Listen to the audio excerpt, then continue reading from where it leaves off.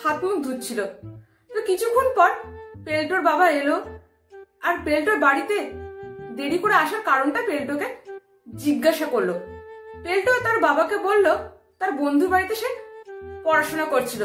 তখন পেল্টোর বাবা পেল্টোকে বলল, ঠিক আছে, আমি তোর বন্ধুদের কাছ থেকে শুনে নিচ্ছি তুই কোন বন্ধুর বাড়িতে ছিলিস আর এতক্ষণ কি করছিলিস।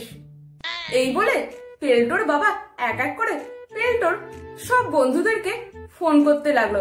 তো পেল্টোর 4 জন বন্ধু জানালো যে পেল্টো একসঙ্গে পড়াশোনা করছিল, এই তো কিছুক্ষণ আগেই বেরিয়ে গেল। পেল্টোর 3 জন বন্ধু জানালো যে পেল্টো একসঙ্গেই পড়াশোনা করছিল, এই তো এই মাত্র বেরিয়ে গেল।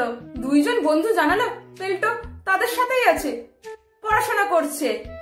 এরপর পেল্টোর বাবা পেল্টোর আর এক বন্ধুকে ফোন করে পেল্টোর খবর জানতে চাইলে সাথে সাথে উত্তর এলো, হ্যাঁ বাবা বলো, আমি এখানেই আছি, পড়াশোনা করছি।